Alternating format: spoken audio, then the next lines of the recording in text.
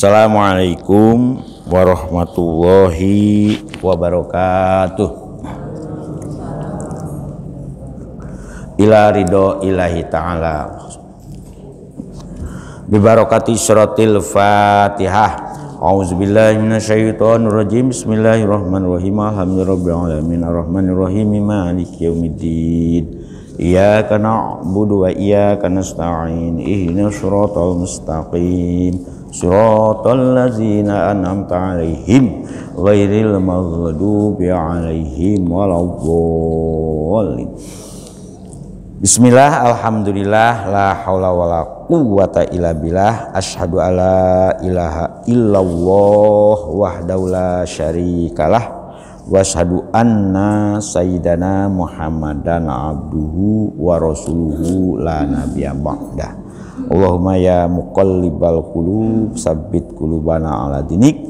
Allahumma ftah qulubana ka futuhil arifin wan nawwir qulubana bihidayatil yakin. Alhamdulillah, para ibu, para bapak, kita teruskan malih nggih niatan kita dalam rangka menyempurnakan pemahaman kita tentang bagaimana kafahnya dalam beragama, kan, dalam mana sempurnanya kita dalam beragama. Memang pilihan hidup jadi orang beragama itu elit sebetulnya, hanya untuk orang-orang elit, orang yang memang itunya itu kesungguhan untuk sadar kalau hidup itu abadi. Dengan beragama itu kan kita memahami hidup ini abadi. Dunia ini bukan finishing, tapi becoming, katanya. Dunia ini memang sesuatu yang masih berproses, ya. Bukan sesuatu yang berakhir kita di dunia ini.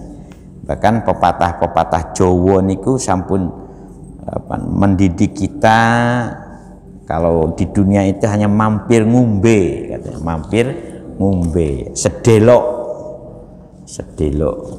Rasulullah itu menggambarkan di dunia ini seperti abiru sabilin, orang yang dalam perjalanan. Berarti orang dalam perjalanan itu tahu dari mana berangkatnya dan kemana akhir dari perjalanan. Monggo kita niteni.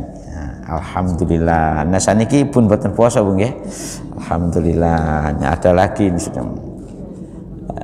Yang kedua, memang ini mudah-mudahan kita juga termasuk di samping juga berjuang dalam rangka bagaimana kita ini menyempurnakan mukhlisina lahuddin, juga termasuk orang-orang yang ikut memakmurkan masjid dengan rajin berjamaah ini.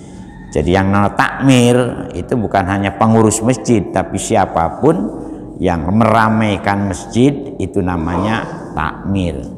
Gusti Allah kan dalam surat At-Taubah ayat 18 itu memberi gambaran, kan, sinten mawon sing disebut orang-orang yang memakmurkan, yang meramaikan masjid. Innama ya'muru masajidallahi, satu kan man amana billahi wal yaumil akhiri, sinten mawon ingkang sampun imane kokoh. Amanah itu imane kokoh. Sebagaimana pengaosan Yai Salam kemarin, mengapa takbir itu dilengkapi mukhlisina lahuddin walau karihal kafirun walau karihal musyrikun. Memang adanya orang yang beriman kokoh itu orang-orang kafir, orang-orang musyrik itu boten demen sakjane, kan. Kita punya keyakinan karena di samping ada Gusti Allah dan ada yaumul akhir. Kemudian wa aqoma as-sholata. Aqoma juga fil madi, tiang-tiang ingkan jejeg akan sholatnya. Aqoma itu bukan hanya melaksanakan, jejeg itu menyempurnakan. Sholatnya sholat lahir, sholat batin. Sholat lahirnya ketomoto, ngangkat tangan, mengucapkan takbir, baca suratul Fatihah, ditambah dengan surat. Kalau boten ditambah dengan surat, boten nopo-nopo. Kalau memang kesusu, nah, yang penting surat Al-Fatihah, ruku, sujud. Nah, kalau sholatnya 3 rakaat atau 4 rakaat, ada tasyahud awal dan ada tasyahud akhir. Jejeg itu lahirnya. Batine nopo? Khusyuk. Nah, khusyuk. Jadi iqamus shalah itu ya hatinya khusyuk.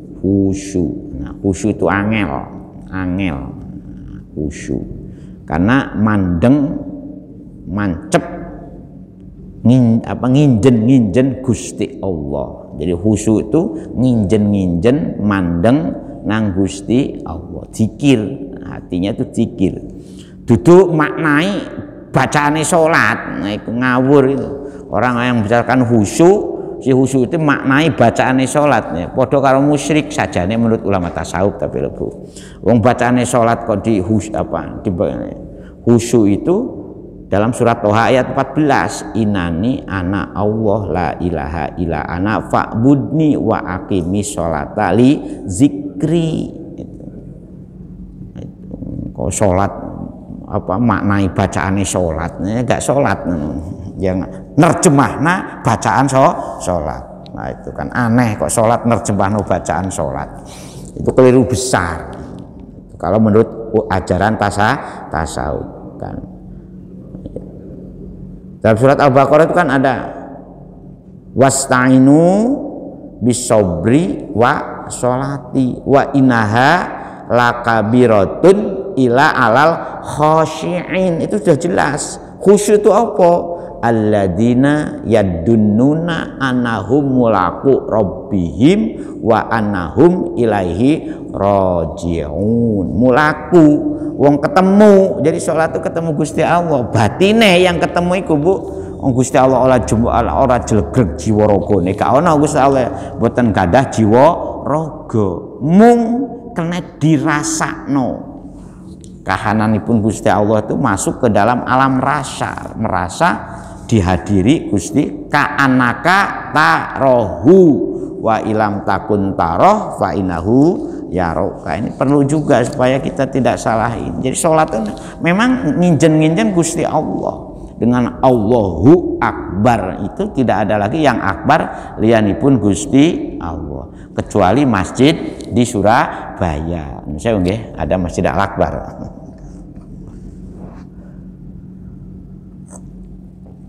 Karena supaya tidak nyamai akbar Gusti Allah, maka ada alif lamnya, Masjid Al-Akbar. Beda niku artinya akbar dengan Al-Akbar, ada alif lamnya. Terus wa ataz zakata, nah seperti panjenengan semua kan, infaknya purun, zakatnya ya purun. Nah penting terutama untuk orang-orang yang pendapatannya sudah PKZ, pendapatan kena zakat, monggo dilaksanakan. Walam yakhsha, nah ini yang mahal ini.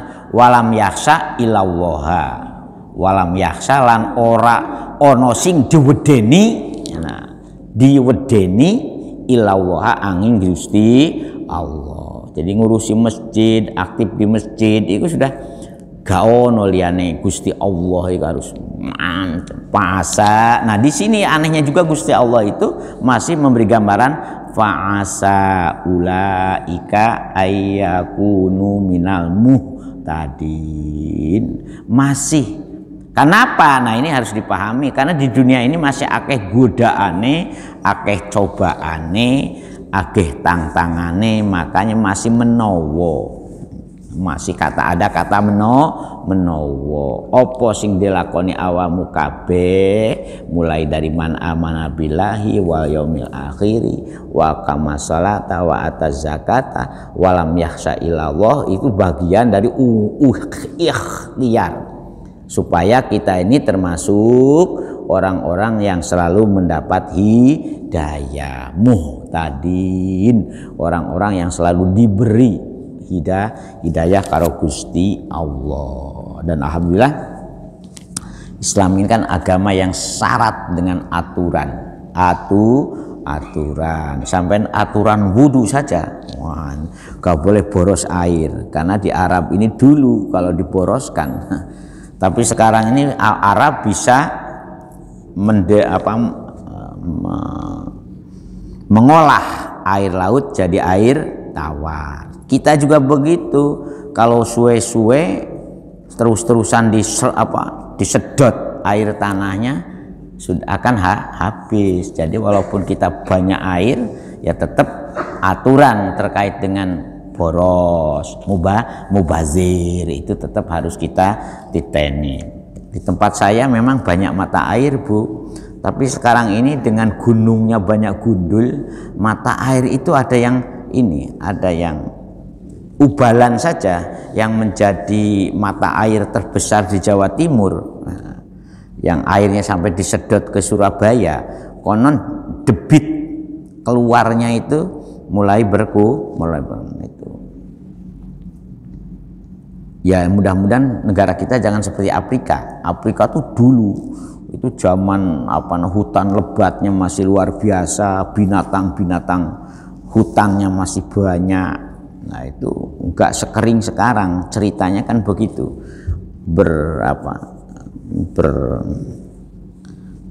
Menurut beberapa buku yang pernah saya baca, Afrika itu lebih subur dari kita juga, lebih kelebat dari kita juga dulunya kan. Konon terjadi perubahan iklim, terjadi perubahan kelakuan manusia karena senengannya katanya adu binatangnya habis, hutan-hutannya ditebang. Oke, itu yang perlu kita pahami bersama supaya kita ini mudah-mudahan ibadah kita selalu ada upaya untuk qabilan litaghyir, selalu berupaya untuk merubah kepada yang lebih baik. Monggo kita teruskan akan malih. Kemarin masih kita membicarakan masalah perang Badar. Ini bukan perang Uhud lagi, tapi perang Badar. Jadi Gusti Allah masih memberi jaminan ing tasbiru wa tattaqu wa ya'tukum. Nah ini mim paurihim hada yumdidkum rabbukum bi khamsati alafim minal malaikati musawwimin. Nah, di dalam tafsirannya itu, jadi kalau orang itu, dan ini bukan hanya berlaku ketika kita dalam perang saja, bukan kita berlaku dalam ngurusi perjuangan, itu harus ada ing tasbiru yen, apabila kita semua ini sabar, kemudian watataku, dan tetap istiqomah. Saya bapak-bapak, istiqomah itu kalau menurut bapak-bapak itu kan ikatan suami takut istri di rumah. Boten ngoten Bu nggih, memang yang konsisten ajeg, yang istiqomah, yang ajeg. Walaupun hujan deras, walaupun badai menghalangi kita, tapi tetap kita kokoh untuk istiqomah. Orang itu insya Allah kalau sudah istiqomah itu ini ya jalan Bu, feelingnya itu jalan, ngertos feeling Bu nggih. Jadi suara batinnya itu jalan. Wal wistaqomu ma'an ghadaqo. Ada yang mengartikan ma'an ghadaqo itu sebuah sebuah anugerah. Selalu hati kita ini penuh dengan bunga-bunga, penuh dengan kebahagiaan, tidak dengan kesumpegan. Nah kalau kesumpegan itu supaya hilang ya istiqomah. Insya Allah. Jadi sumpek itu dengan sendirinya itu hilang. Ming faurihim, seketika pula Gusti Allah akan menurunkan kepada kita bantuan itu. Kalau kita dihadapkan ke dalam kesulitan itu mesti ada namanya penyelesaian itu. Ya, wa yakhruju wa yarzuqhu, bahkan wa yarzuqhu min haitsu la yahtasib. Nah, ini ditafsiri ini supaya kita rada paham juga itunya. Kenapa Gusti Allah itu, dan ternyata ketika ikut berperang itu wujudnya bukan wujud tanpa fisik, Jadi ternyata malaikat itu bisa mencolok putra, mencolok putri. Kalau menurut tafsirannya ini, malaikat yang diturunkan oleh Gusti Allah ketika masuk ke dalam laga perang, itu mereka ini juga termasuk orang-orang manusia koyo manusia, kados tiang-tiang ingkang priantun-priantun yang luar biasa. Bahkan digambarkan para malaikat yang jumlahnya sampai 5.000 orang itu, 5.000 person itu, 5.000 itu digambarkan dengan apa? Satu, yaitu ala khailin bulkin, mereka alaihim, mereka itu nunggang kuda, naik kuda yang bulkin itu yang belang ya, yang ada warnanya kudanya itu. Ya, kan karena konon kuda itu dengan warna tertentu tuh harganya mahal. Kalau dulu waktu kecil seneng Bu, ingon-ingon binatang saya. Sekarang ini gak kober, ya. Mau ingon-ingon wedus, ingon sapi, ingon kuda, itu enak sebetulnya ingon kuda itu. Panganannya ya gak repot. Kemudian amaimu sufrun au bidun arsaluha baina aktafihim. Kemudian para malaikat itu di samping berkuda, kemudian beliau itu berserban. Ya, kemarin habis sholat subuh dengan Yai Salam ini guyonan masalah serban yang didesain seperti ini, ada di Masjid Jogjakaryaan itu ininya toko masjidnya itu menjual. Kalau saya dapat ya. Jadi ada ininya, ada arsaluha baina aktafihim. Jadi ada talinya yang seperti bapak-bapak pakai inilah sampai serban yang dibundar yang rupanya itu ada yang putih dan ada yang kuning katanya. Ceritanya ngoten. Dia malaikat itu Bu. Nah, konon beberapa kejadian tertentu waktu ada peristiwa-peristiwa yang genting di saat umat Islam kepepet, itu pernah juga itu bantuan bolo malaikat ya, bolo malaikat bisa ini. Jadi ada dua peristiwa dalam Al-Quran itu yang digambarkan secara nyata. Itu pertama burung ababil, yang kedua para malaikat yang berkuda yang ikut berperang ketika perang Badar. Wa ma ja'alallahu illa busyra lakum. Nah, kehadiran para malaikat dalam perang Badar itu Gusti Allah itu memang sengaja ya memberi bantuan yang seperti itu dalam rangka busyra, dalam rangka memberi kabar gembira. Aib bin Nasri ya, tegese jadi pasukan yang sedikit itu menjadi betul-betul ini akhirnya ya. Makanya kadang-kadang dalam Al-Quran itu yaitu yang sering saya sampaikan, kaming fi'atin qalilatin gelabat fi'atang katsira. Boleh jadi karena kita ini sedikit tetapi karena kokoh, kukuh, kekeh. Kokoh, kukuh, kekeh. Nah, ngertos kekeh Bu? Apa bahasanya? Sama. Kekeh itu bahasa Sunda. Kekeh. Nah, itu tulisannya itu dan u itu. Kekeh. Jadi dan u. Jadi ada dan u jadi satu fonetik, satu konsonanti sendiri, satu pengucapan. Nah, jadi orang Jawa kan nggak ada e-nya, Bu nggih? Nggak ada. Geger. Geger, geger pakai gak ada u-nya kan, geger. Geger itu apa Bu? Geger, geger. Tulisannya sama, ada ada. Kalau Sunda itu itu ada Nah, oncom, oncom. Peyem, peyem. Nah, ada peyem.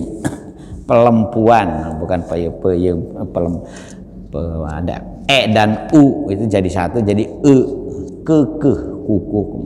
Illa busyra angin kejaba Gusti Allah memberikan bubungah, memberikan kabar gembira, memberikan dengan adanya itu, dengan adanya bantuan para malaikat itu akhirnya umatnya yang beriman ini lagi binasri walitatma inna qulubukum, dan juga untuk menenangkan ya, menentremno aitas kuna litatma inna, di sini ada li tatma inna drapon, agar untuk sama drapon untuk menenangkan hati-hati orang yang beriman. Jadi hati kalian wahai orang-orang yang beriman. Jadi janji ini Gusti Allah itu ora pernah sedikit pun Gusti Allah nulayani janjinya. Kan di atas ada kata-kata bala.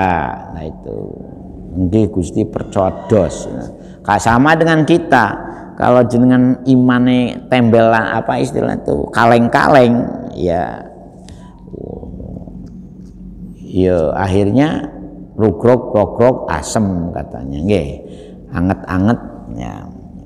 Anget-anget susu Pak, ini Ustaz Nasir, jangan anget-anget tai ayam, anget-anget susu jahe ini ngapunten. Saya baru dengar tadi malam Ustaz Nasir kata ada anget-anget tai ayam. Sopo sing ngrasakno tai ayam? Enggak ono ceritane. Ya ada tuh anget-anget susu jahe. Untuk menenangkan hatinya orang-orang yang beriman. Ya, ngapunten ya, kita juga alhamdulillah ya dengan berbagai cobaan, tantangan, gangguan. Ya kalau kita dilawan dengan tidak sabar ya ceklek urusan. Kadang-kadang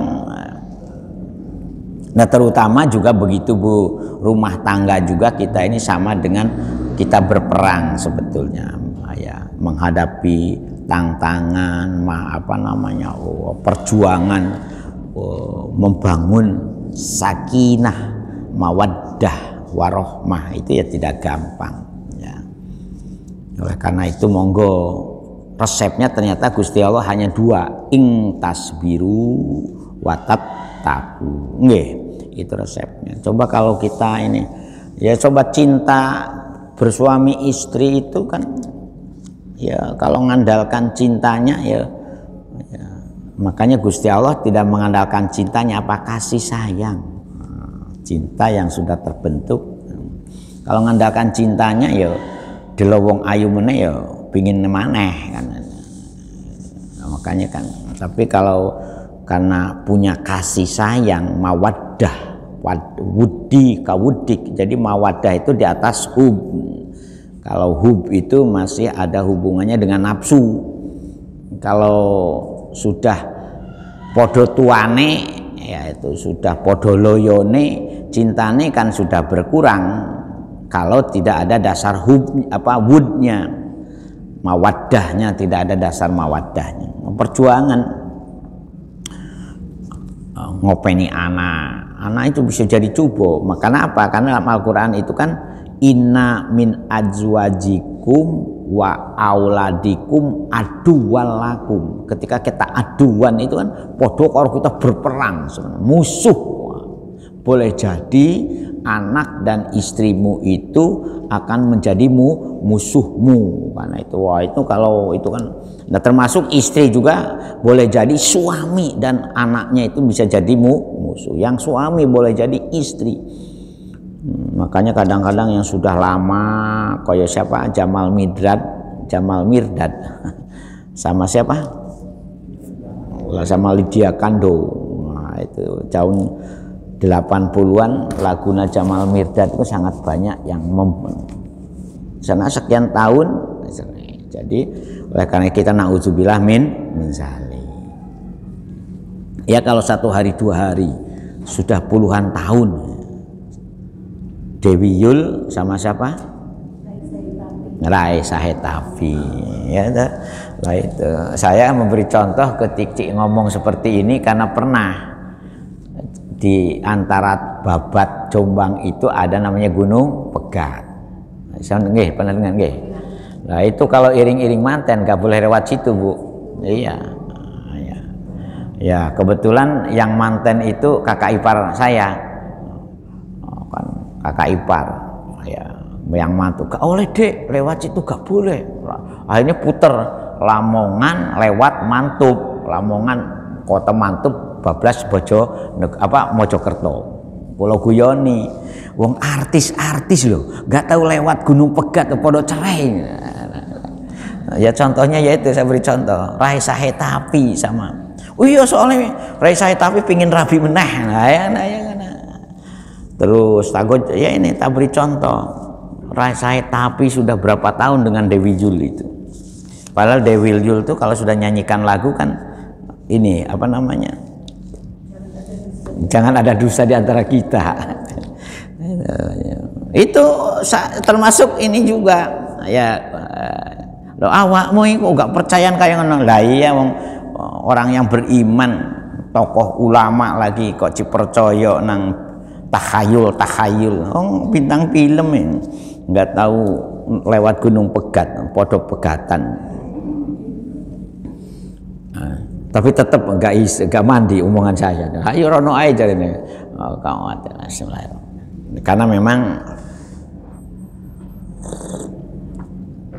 dalilnya memang memang katanya ini ida sya'a urfan sya'a ma'rufan. Kalau memang adat kebiasaan itu dijadikan sesuatu yang apa namanya yang kuncoro yang ini sama boleh jadi ya kita kan jadi supaya tidak. Kalau saya tak tontang justru kita ini sebagai upaya untuk merubah tatanan keimanan masyarakat supaya tidak terlalu percaya dengan hal-hal yang bau ini. Nah ini baru itu namanya bid'ah. Nah bau dengan khurafaat. Tapi ya akhirnya ya akhir-akhir ini ya gak popo lewat kon. Lah iya mau sekarang Gunung Pegat wis roto. Gunung Pegatnya sudah roto karena dikeduk oleh masyarakat menjadi apa? Kapur itu apa menjadi gamping.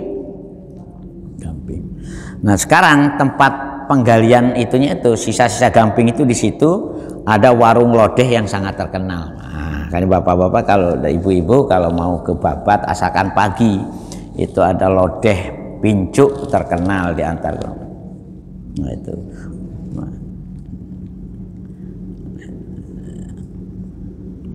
Waman nasru ila min indillah. Kita harus punya keyakinan waman nasru lan ora ono utawi pertolongan. Nah itu ila min indillahi angin kejaba saking kersanipun Gusti Allah. Ini resep untuk para pejuang ya. Jadi kita ini jangan ya sama dengan kita termasuk doa mahabbah Ibu. Jadi ada doa mahabbah itu Bu, bukan doa mahabbah untuk cinta ditolak dukun bertindak. Jadi Rasulullah itu pernah mengajarkan doa mahabbah itu karena ada sahabat yang dalam rumah tangganya itu kok sudah sudah dingin saja gitu loh. Hubungan suami istrinya itu sudah dingin. Bahkan istilah kita itu ada istilah pisah ranjang. Dingin saja ya bukan dingin. Nah, kemudian oleh Rasulullah diajarkan doa mahabbah ya. Jadi makanya saya ulangi lagi berumah tangga itu bagaikan kita berperang gitu. Aduan lakum bagaikan kita berperang. Nah supaya kita dalam kemenangan bukan cerai. Kemenangannya apa kalau ngono tak pulangkan saja ya nggak boleh begitu ya. Bagaimana kita tetap membangun apalagi kalau sudah punya anaknya masih kecil. Nauzubillah min zalik. Ojo sampai cerai. Konon merananya anak ditinggal meninggal dunia itu tidak seberapa daripada merananya anak di akibat cerai. Makanya berjuang untuk melawan nafsu ya, makanya Rasulullah sampai mengajarkan doa mahabbah supaya hubungan suami istri kembali saling mencintai dan menyayangi. Nah, kalau cuma ingin tahu doanya ya gak usah diomong di pengajian rutin, Bu. Ada doanya. Nurul Yusuf, ada bacakan surat Yusuf. Ketika ayat ini ro'aitu ahada asyarau kaukabaw wasamsa wal qamara. Nah, di situ kan ada kata tali, nah, sajidin. Nah, itu. Setelah kata li itu ada doanya jadi bukan, nah ini disalahgunakan kadang-kadang doa untuk orangnya, tapi sebetulnya itu doa untuk orang yang berumah tangga di saat keharmonisannya tergoda menjadi dingin saja.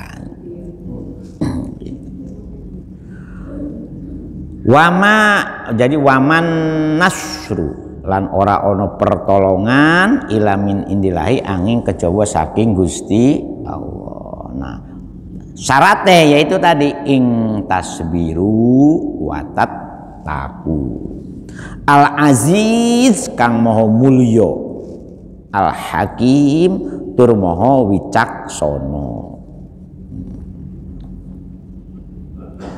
Jadi yu'tihi maringi Gusti Allah hi ing kemenangan ya mayasa kepada siapa saja yang dikehendaki oleh Gusti Allah, sekalipun walai sabi kasrotil jundi, sekalipun tidak ditopang, tidak didukung oleh banyaknya bolo tentara. Kalau Gusti Allah sudah memberi pertolongan ya, dan pertolongan Gusti Allah berlaku kepada siapa saja ini.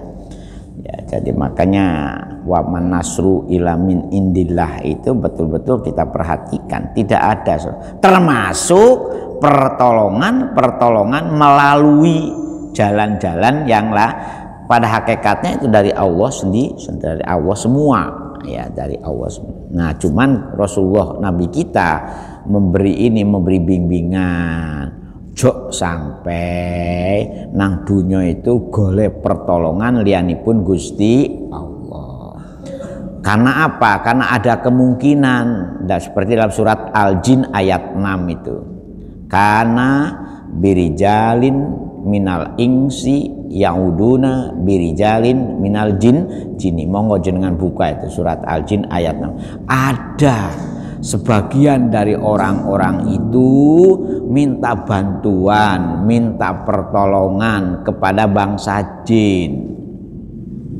Nah, kalau itu terjadi, maka orang itu terjerumus ke dalam kesesatan, termasuk cinta ditolak, dukun bertindak. Man ata kahinan fasa'alahu angsyek. Sinten mawon yang ata itu datang kahinan kepada jurubade. Jurubade itu bahasanya dukun. Nah, itu. Kahin itu dukun. Pasa'alahu angsye, dia bertanya tentang sesuatu. Hujibat anhu taubatuhu arba'ina yauman. Orang tersebut akan ditutup taubatnya itu selama 40 hari. Makanya jangan coba-coba. Gimana kalau pengobatan alternatif, dukun apa bukan? Nah, itu. Ada yang yaitu bertanya saja dan kita membenarkan dari apa yang diomongkan oleh dukun itu, maka kita ini tobat kita selama 40 hari tidak akan diterima oleh Allah. Fa in sodako alama kolahu, kalau kita membenarkan apa yang diomongkan oleh dukun itu faqad kafaro, maka orang itu sudah dihukumi kufur. Jadi kenapa? Karena kita punya Gusti Allah. Gusti Allah yang kita gandoli itu tidak pernah jauh dengan kita.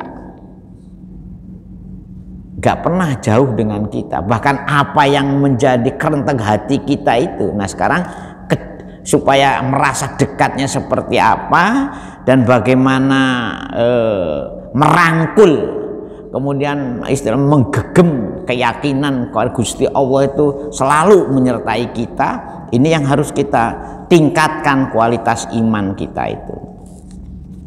Katanya istilahnya Pak Salam full, iman full katanya. Jadi Wa man nasru ila min indilahil azizil hakim. Gusti Allah tuh maha menang, maha mulia, al aziz, al hakim, tur moho wicaksono, yu'tihi mayyasha'u walaisa bikasratil jundi. Gusti Allah akan selalu menolong kepada siapapun sekalipun seandainya kita berperang tidak dengan bala tentara yang banyak. Ngoten Pak nggih. Itu kita dalam berjuang, itu memang berjuang kita ini bukan beras, baju dan uang Pak. Berjuang apa? Beras, baju dan uang. Bukan, tapi berjuang itu memang harus mengabdi dan berkorban. Nah, berkorban di situ bukan berarti sia-sia, tapi menabung. Nah, menabung untuk menjadi investasi kita di akhirat kan itu. Ngoten nggih. Liyak kok to'a. Nah, torfam minal ladina kafaru au yakbitahum fayang qolibu khaibin. Nah ini, tetapi ini untuk kebalikannya ini. Nah, ada juga sekelompok Gusti Allah ngersakake istilahnya itu medot. Nah, itu. Jadi liak to'a itu medot. Nah, medot atau lika maksudnya itu merusak, menghancurkan. Ya, dengan torfam minal ladina kafaru, jadi enggak repot, enggak susah Gusti Allah untuk menghancurkan orang-orang kafir. Dengan apa? Bil qatli, dengan memerangi mereka, akhirnya mereka kalah. Wal asri, dan menjadikan mereka sebagai tawanan perang. Itu gak susah gitu loh. Kalau memang Gusti Allah menghendaki. Maksudnya Gusti Allah itu bisa inama amruhu ida aroda syai'an ayyakulalahu kun fayakun. Itu ada di TV itu yang selalu doanya diakhiri dengan kun fayakun. Siapa? Itu kan di MNTV dulu. Masih ada enggak sekarang tayangan itu yang iso nyembuhkan ibu-ibu yang siapa namanya itu? Ada tapi saya ini udah lama nggak tahu ini memperhatikan tayangan TV karena di rumah ini nggak boleh ada TV. Anak saya minta nggak usah, bisa nonton HP aja kan, karena nggak kuat bahas TV Bu. Ngoten panggih. Jadi kalau Gusti Allah menghendaki kita ini diberi bantuan bolut kemenangan, ya insya Allah. Ya, oleh karena itu saya mohon kepada ibu-ibu, bapak-bapak yang ikut terlibat ngurusi masjid, ini berat Bu. Kita ngurusi masjid itu sama dengan kita berperang, berjuang. Nah, yang lebih berat lagi kata Rasulullah ketika beliau berhasil memenangkan perang Badar. Allah itu enteng kata Rasulullah. Perang fisik itu enteng.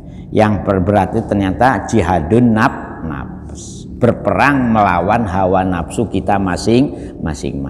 Jadi ketika perang Badar yang sudah heroik seperti itu dan menang, ketika pulang bala tentara yang ikut berperang Badar itu dikumpulkan oleh Rasulullah, ya supaya kita tidak pongah. Dengan kemenangan itu jangan pongah, jangan jemowo. Akhirnya diingatkan oleh Rasulullah, perang seperti itu, heroiknya seperti itu, kita menang, tetapi ada lagi perang akbar, perang yang lebih berat, perang yang lebih besar, namanya jihadun nafsi. Nah, akhirnya Al-Ghazali membuat konsep dari sekian ulama yang berhasil membuat konsep dari tingkat elementary sampai tingkat advance, dari tingkat dasar tingkat ibtidaiyah sampai tingkat marhalatul a'la, perangan melawan nafsu, itu Imam Ghazali. Awalnya beliau menulis Bidayatul Hidayah, kemudian naik kepada Sirajut Thalibin sampai kepada Siratul Thalibin itu syarah dari Minhajul Abidin. Jadi pertama yang dipelajari kalau kita ingin betul-betul punya resep menang di dalam berperang dengan hati busuk kita, hati bosok kita, yaitu Bidayatul Hidayah. Makanya ada usul bagaimana kalau hari Jumat itu khusus untuk mengaji kitab tasawuf. Nah, supaya kita juga tahu bagaimana cara berjuang untuk melawan pasukan yang sangat ganas, yang sangat dahsyat dalam diri kita. Istighosahnya diganti katanya. Ya, saya ada usulan itu masih ditampung karena jadi Bidayatul Hidayah naik kepada Minhajul Abidin, dari Minhajul Abidin naik menjadi kepada Ihya Ulumuddin. Nah, di antara 3 referensi yang cukup komprehensif untuk bagaimana kita belajar noto hati, bagaimana kita hati itu betul-betul sesuatu yang menjadi generator kebaikan. Nah, ada juga kitab-kitab kecil seperti Ayyuhal Walad, kemudian Al-Munqiz Minad Dolal, Miskatul Anwar. Nah, itu selingan-selingannya itu ya. Jadi kitab-kitab karangan Al-Ghazali yang beliau ini termasuk ulama yang peduli betul dengan bagaimana supaya kita ini termasuk qad aflahal mu'minun, bagaimana menangnya orang-orang yang beriman. Ya, mudah-mudahan di masjid ini juga terkait dengan ilmu-ilmu keislaman yang masih belum kita pelajari, ya suatu ketika kita kaji bersama, pelajari bersama. Ngoten Pak nggih, monggo Pak kalau ada yang mau komentar. Jadi itu ya. Bagaimana yang dimaksud sabar secara syar'i agar dalam kehidupan keluarga, untuk menghidupkan keluarga itu kita selalu mendapatkan pertolongan dari Allah, termasuk dalam kita juga sering mendapatkan satu masalah. Memang sabar itu gampang diomong ya, angel dilakoni. Nggih, gampang diomong. Bahkan ada orang yang namanya supaya ingat dengan sabar dijenengi Pak Sabar. Jadi indikatornya ada 3 Pak Sabar itu. Itu pertama, kalau melakukan sesuatu tidak gerangsa gerusu, ata ajal, tidak gerasa gerusu.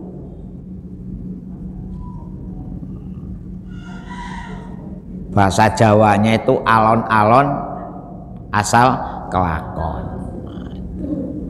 Terus yang kedua, katanya Imam Ghazali, dalam diri seseorang itu kan mesti ada 2 perang, Ba'isuddin dan Ba'isul Hawa. Ada perang bagaimana kita itu diajak kepada perbuatan-perbuatan baik, tetapi ada juga kerentek-kerentek yang ngajak kepada perbuatan jahat. Nah, orang sabar itu kalau bisa mengalahkan kerentek jahatnya menjadi kerentek yang baik. Itu indikator yang kedua. Jadi pertama, tidak gerusa-gerusu. Yang kedua, selalu memenangkan ajakan-ajakan kepada perbuatan yang baik. Makanya sering saya sampaikan juga, resep untuk bisa sabar itu tahliyatul qalbi anil ausofil mazmumah wa tahliyatuhu bi ausofil mahmudah. Makanya dalam teorinya itu ada taholi, ada tahali, ada tajali. Ini sudah masuk ilmunya itu, ada teorinya itu. Jadi dalam diri, makanya la ilaha illallah pun itu sampai dikonstruksi fisiknya juga sampai dipetakan. Nah, ini jadi hati nurani itu Bu, adanya itu di sebelah kanan. Qalbun nuroniyun itu yang menjadi media untuk ngajak kepada hal yang baik itu sampai. Nah, sementara yang ngajak kepada perbuatan-perbuatan jelek yang nama nafsu, baik nafsu amaroh, lawamah, mulhimah, sampai nafsul kamilah pun adanya itu bersap-sap di bawah susu sebelah kiri kan. Secara teorinya itu. Nah, kalau makanya orang mengucapkan la ilaha illallah itu supaya bagaimana kata Allah itu bisa mengendalikan innan nafsa la amaratun bisu, itu sabar, itu yang kedua. Nah, ini sudah masuk terapi Pak. Nah, terus yang ketiga, orang sabar itu selalu ngalah. Nah, itu ngalah indikatornya itu. Jadi indikatornya ada 3. Jadi pertama, tidak pernah gerasa gerusu. Yang kedua, selalu menampakkan kerentek baiknya itu yang harus menang daripada kerentek jeleknya. Gak jadi marah Pak, gak jadi ini tuh. Jadi kemudian yang ketiga, nah itu tadi. Jadi apa? Selalu ngalah. Makanya ono ininya juga, dan ini ada ininya juga itu, ada apanya, ada semacam waladnya itu, ada apa istilahnya itu, ada sing sepesele sengkle. Orang yang selalu ngalah itu berarti orang kalah. Nah, itu makanya hati-hati Bu kalau suaminya hanya mesem, wow istrinya ya deh ngono to ae kok repot-repot mesem. Nah, itu cara katanya ngapunten menurut kitab-kitab tasawuf, kalau istrinya cerewet wet karena suaminya sabar selalu senyum, itu suami itu derajatnya wali Pak, katanya derajatnya wali yuwa. Makanya jenengan itu berdoa cari istri itu yang cerewet-cerewet, yang kira-kira suaminya kalau tahan tabah itu derajatnya wali yuwa. Jadi wali itu gak susah katanya para ulama dulu.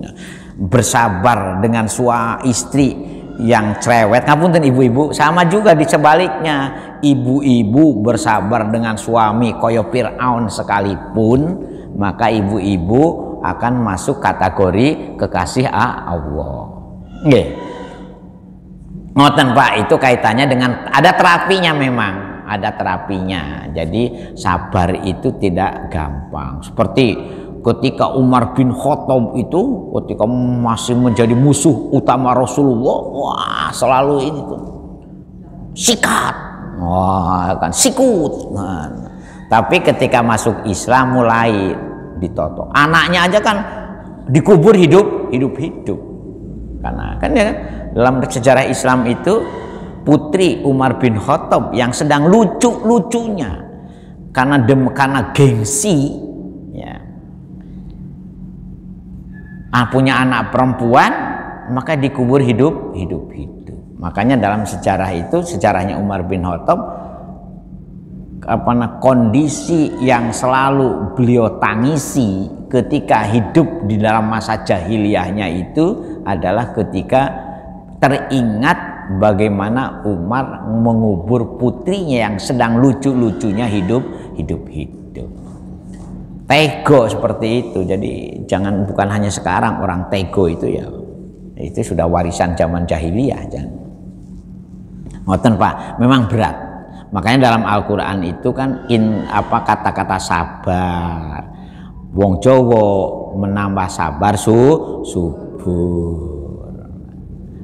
Nah, tapi angel Pak, itu angel. Saya sendiri itu ya dengan berbagai riadoh yang saya lakukan kadang-kadang gak iso, boten saged. Antri. Makanya di negara-negara maju itu beda. Budaya antri itu sebetulnya didikan pertama untuk membentuk sebuah kepribadian sabar. Di kita tuh antri gak ada. Bahkan ingin serobot.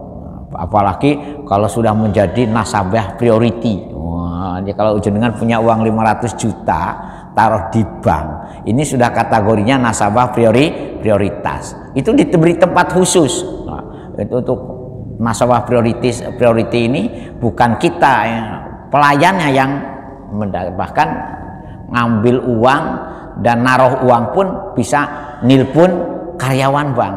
Tolong mas, saya butuh uang sekian. Nah, itu kalau sudah jadi nasabah priori di Indonesia-nya seperti itu. Makanya di Indonesia itu sulit untuk bisa adil. Karena apa? Karena ada semacam perlakuan yang membuat orang itu kepalanya besar. Itu yang babnya. Coba kalau jenengan kalau nanti umroh atau haji kemudian masuk ke restoran Turki, nggak ada itu yang tidak antri. Kalau masuk ke McDonald atau KFC itu kan sudah jelas antri. Tapi masuk ke warung, itu bahkan ada yang dimarahi, saya kok gak dilayani, ramah. Nah, jadi kita ini memang abot Pak. Nah, karena apa? Karena sistem penataan keluarga di rumah tidak menjadikan kita ini menjadi generasi yang sabar. Agomone itu ono dalam cerita. Kalau masuk pendidikan anak hilang itu agomone. Anaknya bahkan dimanjakan, diistimewakan. Padahal ada pendidikan yang salah ketika kita itu memanjakan kepada anak berlebihan, sama dengan meracuni. Jadi kalau sabar itu dowo itu nih Pak. Step untuk menjadi orang sabar itu ternyata dowo. Al-Fatihah. Iyyaka na'budu wa iyyaka nasta'in. Shiratal ladzina an'amta 'alaihim. Alhamdulillah min hamdan na'imin hamdan syakirin hamdan wa'afini amma yukafi mazidah. Ya Rabbana lakal hamd kama yanbaghi li jalali wajhika wa 'azimi Allahumma shalli ala Muhammad sholatan tunjina biham jamil ahwali wal afat wa taqdilna biha jamil hajat wa tutahhiruna biha min jami'is sayyi'at wa tamsafat min jami'il khairat.